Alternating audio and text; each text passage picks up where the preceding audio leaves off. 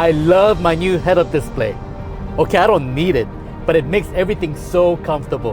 And it looks nice too, like it should be there. Okay, some people like the minimalist look, but like you, I like gadgets. That's why we got a Tesla. It has everything you need on one screen, plus some extras. It shows you trip info, battery, which doors open, time, temperature, and when you're in autopilot, the blue alerts to touch your steering wheel. Tire pressure, seatbelt, posted speed limit, all on one screen. Night mode looks good too. Let's take a deeper look.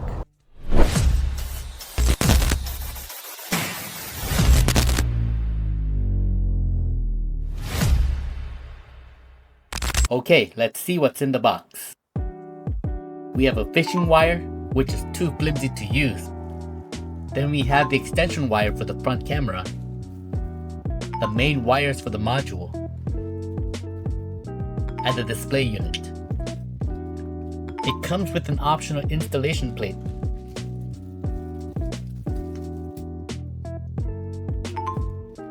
And a trim tool.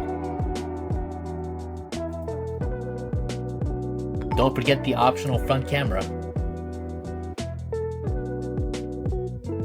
Next, let's remove the right panel. Follow these steps.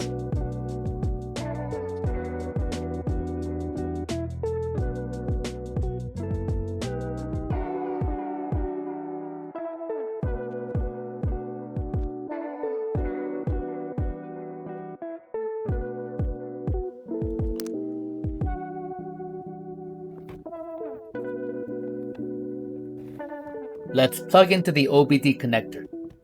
This reads the brain of the Tesla.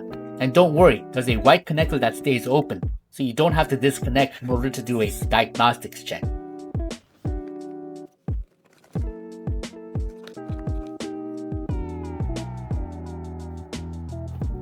Next, let's access the power. Push on the tab to disconnect the power. Put in the new connector and attach the old one into the new slot. Use a trim tool to take out the side. Then you lift up on both sides, the left and the right side of the panel. Then remove it from the car.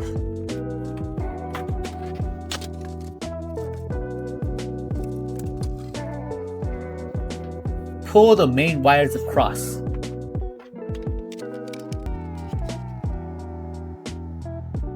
Then stick the heads-up display unit into the air vents, positioned to the middle of the steering wheel. Now bring the wires to yourself. Then connect the corresponding wires, red to red, blue to blue. You just stick it in and twist until the rivets match and click in.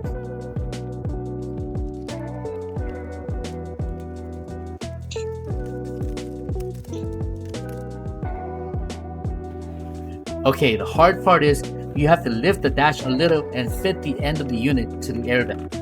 It's a tight fit, but not too hard. Tilt it downward.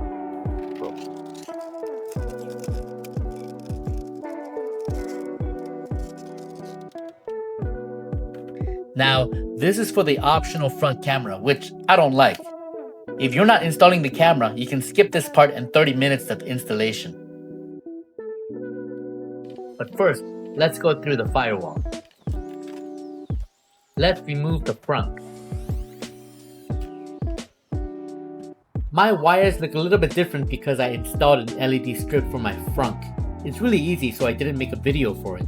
That's why I had to detach the wiring. But you don't have to if you didn't make any modifications there. Now remove the underhood apron. Just lift it from its clips.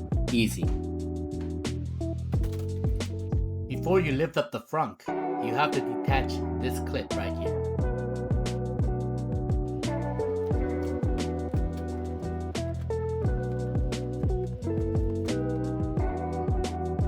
Now let's remove the HEPA filter with a 10mm socket.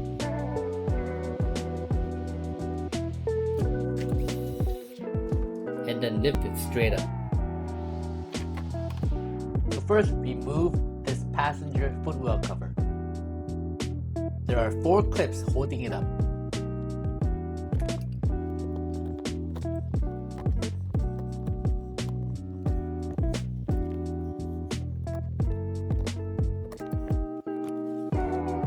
Peel back the carpet and you'll see a large rubber circle.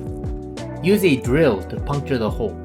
Push a fishing wire through the hole and you'll see it in the engine bay. Connect the wire to the extension wire for the camera.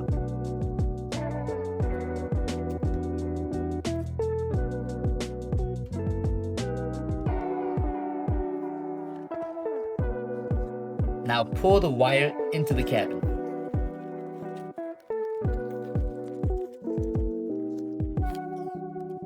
There's a space in between the grille to slide through the rubber mat into the engine bay.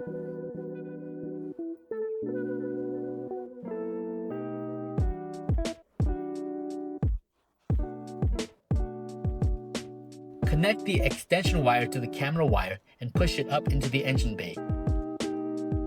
Put the sticker on and attach the camera to the middle.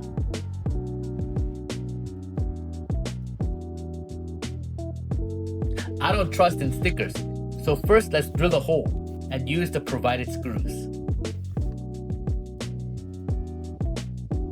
You can see how I routed the wires.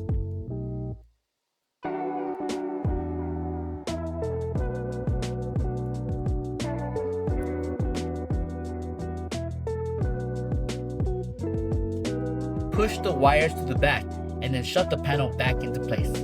It should look like this. This is the classic version. Boring, so let's change it to the romantic version. First, connect the Bluetooth on your phone so you can use CarPlay or Android Auto.